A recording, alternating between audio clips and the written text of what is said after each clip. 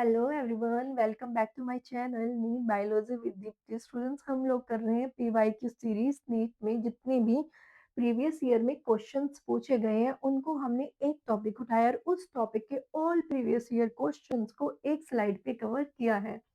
Students, इस topic की spermatogenesis and the oogenesis and the menstrual cycles and the hormones की बहुत request आ रही थी बच्चों के, तो मैंने ये पूरा टॉपिक कवर कराया। तो आज का हमारा टॉपिक है oogenesis। oogenesis क्या होता है? Formation of mature female gamete का बनना ही oogenesis कहलाता है।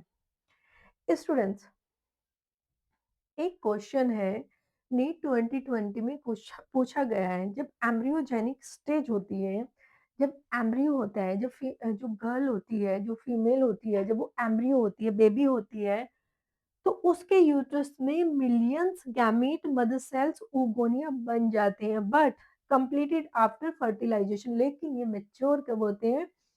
आफ्टर फर्टिलाइजेशन के। तो नहीं समझ आया ना? कोई बात नहीं, चलो यहाँ पे आओ, इस स्लाइड पे आओ।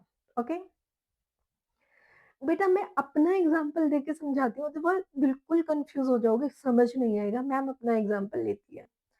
जब मैम की मम्मी अपनी मम्मी के यूट्रस में थी, यानी कि जब मेरी मदर अपनी मदर की यूट्रस में थी और ठीक है एम्ब्रियो थी, तो मेरी मदर के यूट्रस में क्या हुआ? मेरी मदर की यूट्रस में उगोनिया बन गए। कितनी उगोनिया बने बेटा? Millions gamete. Millions gamete mother cells बन गई, जिसे कहते हैं उगोनिया। ये क्या होती है? उगोनिया गैमीट्स मदर सेल बन गई। ये कब बनी? जब मेरी मम्मी अपनी मम्मी की यूट्रस में थी। ओके, अब बेटा ये जो उगोनिया बने, इनसे कौन बना? इनसे बनी मैम। मेरी उगोनिया क्या होती है? मैच्योर फीमेल गैमेट, इन्हीं से तो मैम का फॉर्मेशन हुआ है। तो बेटा मैंने अपनी मम्मी की यूट्रस के साथ साथ मैं अपनी नानी की यूट्रस में भी रही हूँ। इसीलिए तो सब फीमेल्स को अपनी नानी से इतना प्यार होता है, क्योंकि कहीं ना कहीं हम उनके यूट्रस में भी रहे हैं। तो मैम का उगोनिया कब बना? जब मैम की मम्मी अपनी मम्मी के यूट्रस में थी। ओके, अब देखो, अब क्या बना? उगोनिया बना। सपोज यहाँ पे मैम की मदर अपनी मदर की यूट्रस में है और ओनली 1 ईयर 2 मंथ्स की है। अब मैम की मदर के यूट्रस में किसका फॉर्मेशन हुआ? ओगोनिया का फॉर्मेशन हुआ। ओगोनिया क्या हुआ? ये गैमीट मदर सेल हो गई। ओके, उस ओगोनिया में माइटोसिस हुआ।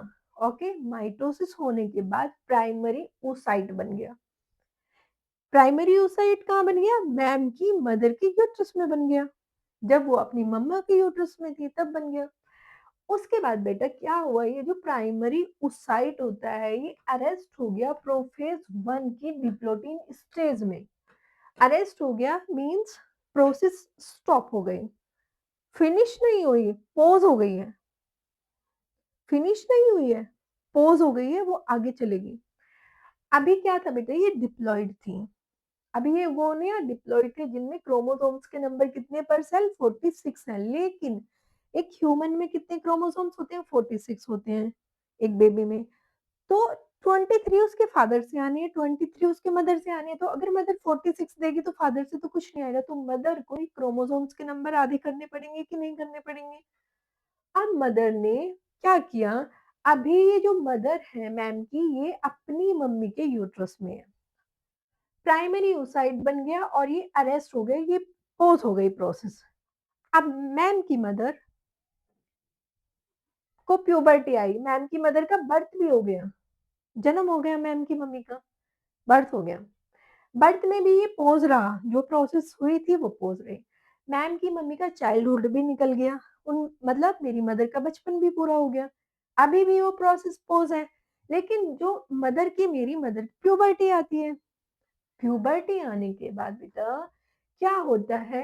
ओव्यूलेशन होना स्टार्ट होगा, मेंस्ट्रुअल साइकिल स्टार्ट होंगे। तो मेंस्ट्रुअल साइकिल स्टार्ट होंगे तो बेटा क्या हो गई? जो प्राइमरी oocyte है ये 1 सेकंड पोलर बॉडी।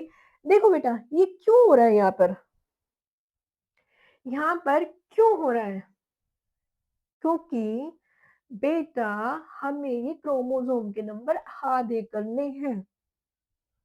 क्योंकि 23 क्रोमोसोम फादर से भी आने हैं। 23 क्रोमोसोम तो स्पर्म लेकर आएगा, मेल गैमीट 23 क्रोमोसोम लेकर आएगा, तो हमें ये 46 से तो कम करने ही पड़ेंगे। हमें ये हाफ करने हैं। हाफ करने के लिए हमने क्या किया? प्राइमरी oocyte ने एक सेकेंडरी oocyte बनाया और एक पोलर बॉडी बनाया। पोलर बॉडी का ऑलमोस्ट ऑफ साइटोप्लाज्म इसमें आ गया। तो सारे न्यूट्रिएंट्स जितने न्यूट्रिशंस थे वो सब इसमें आ गए, लेकिन पोलर बॉडी इसलिए बनानी पड़ी क्योंकि क्रोमोसोम के नंबर हाफ करने हैं। ओके, तो धीरे धीरे बाद में डिजनरेट हो जाता है, डिस्ट्रॉय हो जाता है। फर्स्ट पोलर बॉडी का कोई यूज नहीं होता है, लेकिन वो करना पड़ता है। सेकेंडरी oocyte बन गया। अब मेंस्ट्रुअल साइकिल स्टार्ट हुआ, ओवम रिलीज कर दिया गया, ये रिलीज हो गया।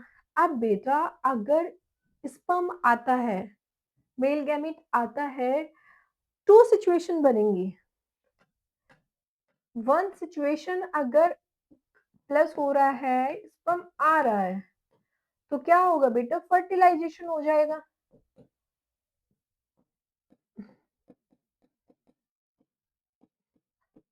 एंड द इम्प्लांटेशन हो जाएगा।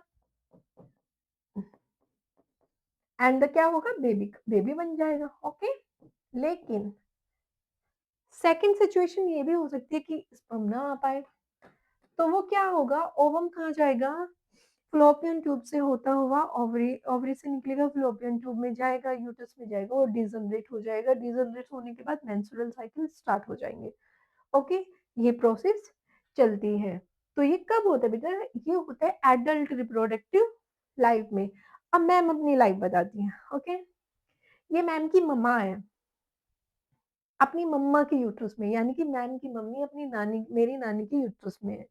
जब मैम की मम्मी 1 मंथ की बेबी है, एम्ब्रियो है, तो उनके यूट्रस में ओगोनिया बनने स्टार्ट हो गए। फिर उन्होंने डिवीज़न किया और प्राइमरी oocyte बन गए। वो तभी वो यूट्रस में है। फिर मेरी मम्मा की डिलीवरी हो गई। मेरी मम्मा का बचपन निकला, बर्थ हो गया, जन्म हो गया। उनका बचपन भी चला गया, उनकी प्यूबर्टी आती है। तो ये वाली ये मैम है। ओके, तो मैम ने क्या किया? सेकेंडरी oocyte बना, सेकेंडरी oocyte से ओवम हुआ एंड द फर्टिलाइजेशन हुआ, और फर्टिलाइजेशन होने के बाद इम्प्लांटेशन हुआ और मैम का जन्म हो गया। सिंपल। ओके बेटा, तो ये कौन सी फेज होती है? This is the multiplication phase. Okay, और ये सेकंड वाली ग्रोथ फेज, और थर्ड वाली क्या होती है बेटा? Secondary oocyte to ovum maturation phase. एक क्वेश्चन पूछा गया है बेटा 2020 में, जब यहाँ पर बर्थ हो रहा है ना,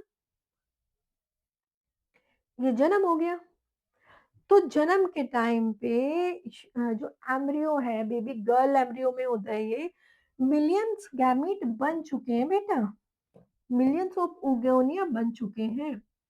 जो बच्चा जन्म ले रहा है, जो फीमेल जन्म ले रही है उसके यूट्रस में। तो आई होप सो स्टूडेंट्स, आपको समझ आया होगा। Have a good day to all of you.